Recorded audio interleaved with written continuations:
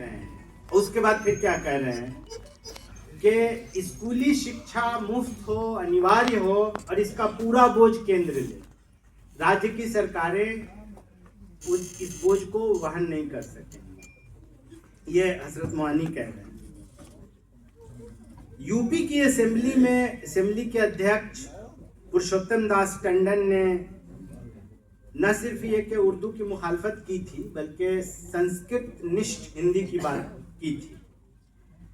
तो उस पर हजरत मोहानी ने संविधान सभा में कहा था कि टंडन जी, ये आप गलत कर रहे हैं, आप एक साथ दो भाषा को मारने का काम कर रहे हैं। संस्कृत निष्ठ करके हिंदी को मार दीजिएगा, और उर्दू को उन्होंने ये कहा था कि नहीं, उत्तर प्रदेश तो उर्दू का विरोधी नहीं होना चाहिए, क्योंकि उर्दू उत्तर प्रदेश की ही है। ये मोहानी की राय थी।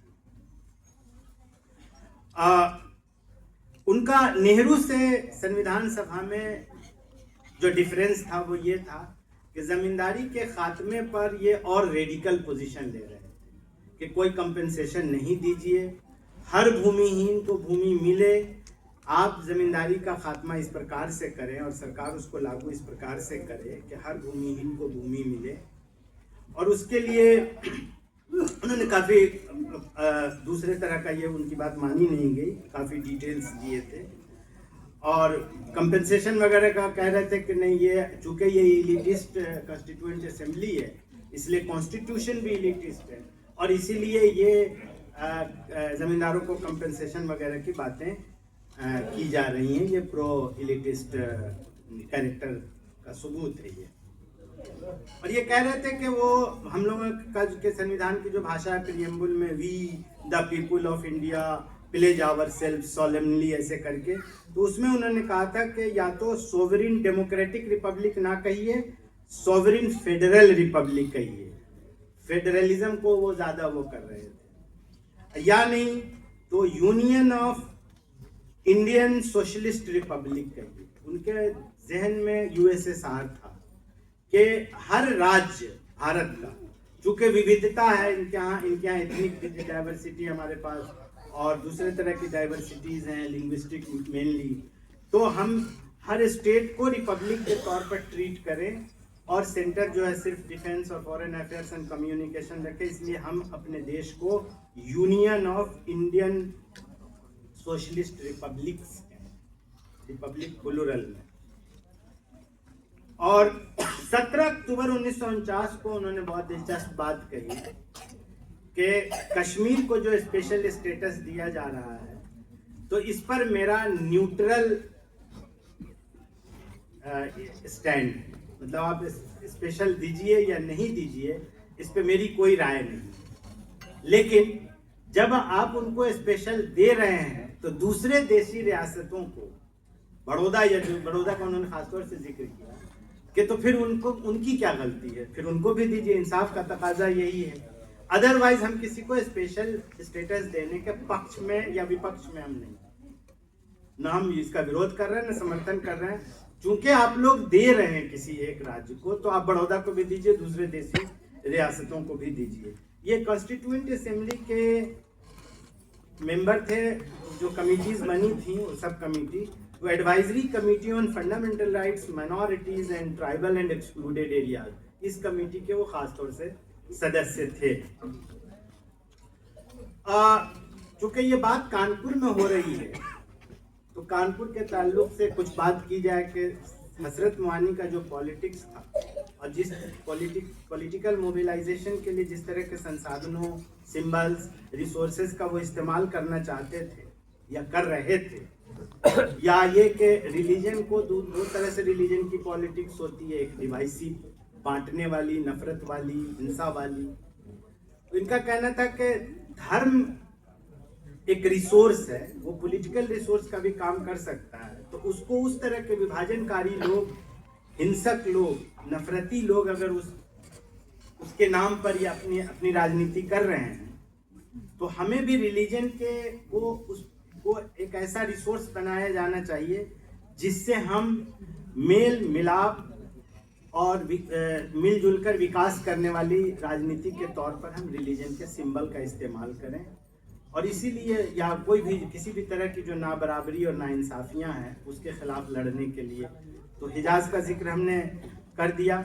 वो बेसिकली ये कह रहे थे कि कैपिटलिज्म जो है वो एक कॉन्स्पिरेसी है और इसीलिए मजहबों में जो कल्याणकारी कार्यों के जो प्रावधान हैं, चाहे वो इस्लाम में ज़कात का हो या इस्लाम में सूदखोरी के खिलाफ हो या और दूसरे धर्मों में जो कल्याणकारी प्रावधान है, बोले ये जो subaltern politics of religious socialism है ये किया जाना चाहिए।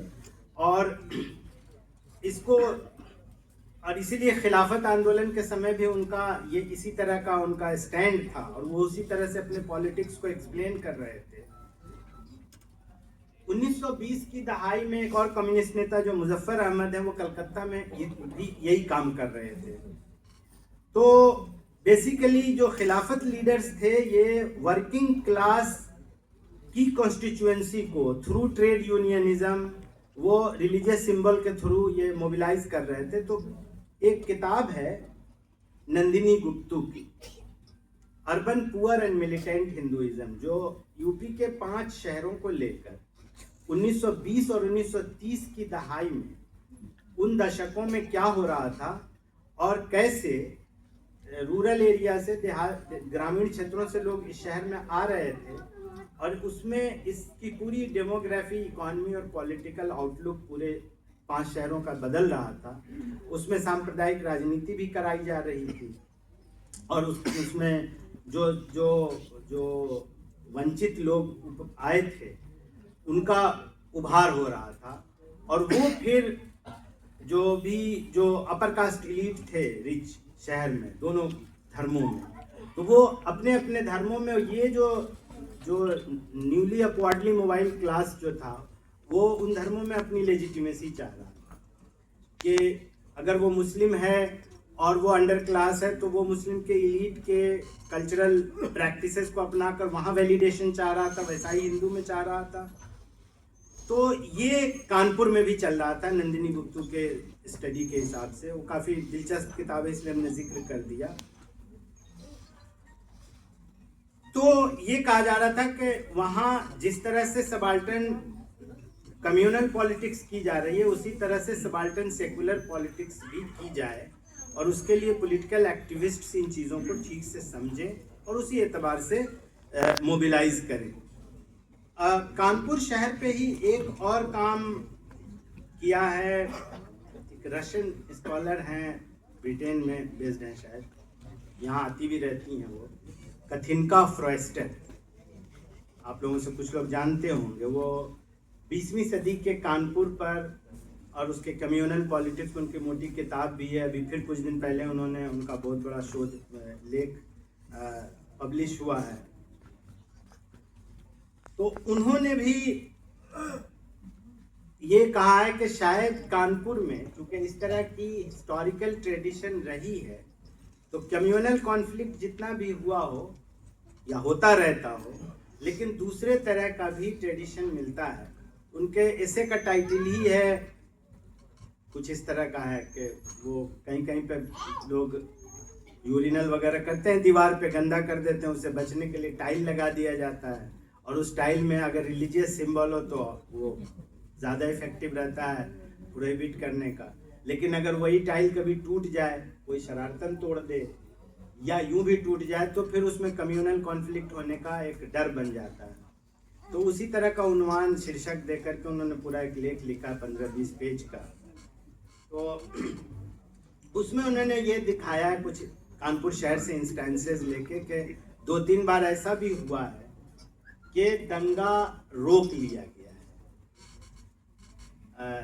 सिविल सोसाइटी ने, लोगों ने, मोहल्ले के लोगों ने आपस में मिलके उसको निपटा दिया है तो और दंगा नहीं होने दिया है। इसकी काफ़ी उन्होंने तफसील दी है। तो उसमें उन्होंने ये लिखा है कि चूंकि कानपुर में एक हिस्टोरिकल ट्रेडिशन पहले इस तरह के, अभी हम लोगों ने जितने लोगों का जिक्र किया है या जिक्र कर रहे हैं, जिनको याद कर रहे हैं, तो उस तरह की एक रिवायत कहीं ना कहीं शहर में बाकी है जिसकी मदद से ये भी कर लिया जाता है। हजरत मोहानी के इस पॉलिटिक्स को इंस्पिरेशन के तौर पर लिया गया है बांग्लादेश। बांग्लादेश का जिक्र ज़रूरी है क्योंकि अभी वो कई तरह के टर्बुलेंस से गुजरा और ओवरऑल पूरे साउथ एशिया में हिंदुस्तान, पाकिस्तान, बांग्लादेश सब जगह कॉम्पिटिटिव मेजॉरिटेरियनिज्म चल रहा है। इन सभी देशों में जो मेजॉरिटी वो माइनॉरिटी को दबाने की और उसको शोषित करने की, प्रताड़ित करने की राजनीति सभी देशों में तेज हो गई है। उसको कहते हैं सब कंटिनेंटल मेजॉरिटेरियनिज्म। तो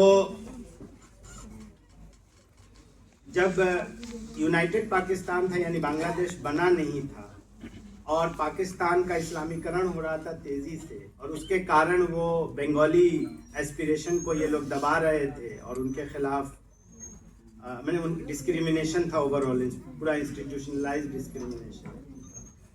तो वहाँ एक अब्दुल हमीद खां भाषानी करके एक लीडर इमर्ज किए थे, जिनके बारे में कहा जाता है कि वो हजरत मोहानी से काफ़ी मिलते जुलते थे। तो उन्होंने इस्लामिक सोशलिज्म जैसी कोई पॉलिटिक्स करके वहाँ के किसानों, मजदूरों, वंचितों सबको इकट्ठा करके राजनीति खड़ा की और उन्होंने 1950 के दशक में, 1960 के दशक में इन सब का पूरा मोबिलाइजेशन किया और उससे भी रेजिस्ट किया सांप्रदायिक राजनीति को और पूंजीवाद की राजनीति को, गैर बराबरी की राजनीति को, और पूरा पाकिस्तानी स्टेट ही पूरा वो हो गया था मेजॉरिटेरियन। तो उन सब के खिलाफ रेजिस्ट करते और वो कंट्रीब्यूट किया उस सियासत ने फिर बांग्लादेश के बनने पॉपुलर लेवल। इस पर एक लंदन में शायद बांग्लादेशी स्कॉलर हैं ललीउद्दीन, उनका काम लगातार आ रहा है, वो बुक के फॉर्म में भी आया है, कुछ एसेज भी आ रहे हैं। तो अभी 1.5 साल पहले भी उनका एक एसे छपा है, उसमें उन्होंने ये दिखाया है कि ये जो पूरी इन देशों में, साउथ एशिया वगैरह के देशों में जो किसानों और मजदूरों को मजहब के सिंबल को यूज़ करते हुए उनको प्रोग्रेसिव पॉलिटिक्स के लिए तैयार करने का काम, जिसको वो इस्लामिक सोशलिज्म का नाम दे रहा है, तो ये काम जो किया गया है इसमें हजरत मोहानी की पॉलिटिक्स से बहुत इंस्पायर्ड है। तो ललीउद्दीन ने अब्दुल हमीद खां भाषानी की सियासत को वो हजरत मोहानी की सियासत से इंस्पायर्ड उन्होंने बताने की कोशिश की है। अभी ये इस तरह के स्कॉलरली वर्क में डिबेट्स भी होते हैं, डिसएग्रीमेंट्स भी होते हैं, लेकिन नॉनदलेस ये भी ऐसा है। मुझे लगता है कि बातें तो बहुत सारी हैं, कितनी बातें की जाएं, और शुक्रिया, पसंद आए जी। वक्त और लोगों को भी बोलना है। तो इसमें सीएम नईम साहब ने जब जो मजमून लिखा था the Maulana who loved Krishna, तो उन्होंने कहा कि इस्लाम, कृष्ण यानी कुरान, गीता और इंडियन नेशनलिज्म ये सब एक दूसरे में उनके यहाँ मर्ज था, और इसलिए उन्होंने कहा कि हजरत मोहानी को आप कोई बाइनरी में ढूंढने की, फिट करने की कोशिश नहीं कीजिए, क्या सेकुलर थे कि रिलीजियस थे, ऑर्थोडॉक्स थे या लिबरल थे। उनकी शख्सियत जो है एक कंप्लीट टोटल पर्सनालिटी थी। उन्होंने टोटल पर्सनालिटी के इस्तिलाह का इस्तेमाल किया है। अगर इसमें स्टूडेंट्स होंगे तो हम कुछ इम्पोर्टेंट वर्क्स का नाम बता देते हैं, ये हमारा तरीका भी रहता है। एक खिज़्र हुमायूं अंसारी की किताब है, 1990 में छपी थी, बाद में अभी हाल में भी फिर से छपी है। वो evolution of socialist thought among north Indian Muslim करके मोटी किताब, उनका एस्से भी है। वो किताब है, मुशर्रिल हसन का हमने जिक्र पहले ही कर दिया। उन्होंने खिज़्र हुमायूं अंसारी ने ही, वो ब्रिटिश हैं, मतलब उनके 2-3 नस्ल पहले कोई होंगे इंडियन पाकिस्तानी, उन्होंने वर्नाकुलर मार्क्सिस्ट कहा हजरत मोहानी को। और हजरत मोहानी का जो पूरा कॉन्स्टिट्यूशनल पॉलिटिक्स जो है, कॉन्स्टिट्यूशन कैसा होना चाहिए, इसकी जो पॉलिटिक्स है, इसको समझने के लिए आसानी तब मिलेगी जब अभी एक ताज़ा किताब आई है रोहित डे, लॉर्नित शानी की, बहुत इंपॉर्टेंट किताब है, असेंबलिंग इंडियाज़ कॉन्स्टिट्यूशन। तो जो हजरत मोहानी ने कहा था कि ये सब इलीट लोगों ने इलीट लोगों को इकट्ठा कर दिया है, तो ऐसा नहीं है। आम लोगों को भी कॉन्स्टिट्यूशनल चेतना थी, ये राष्ट्रीय आंदोलन की देन थी, और आम कम पढ़े लिखे लोग भी खत लिख रहे थे कॉन्स्टिट्यूएंट असेंबली में डिबेट कराने के लिए।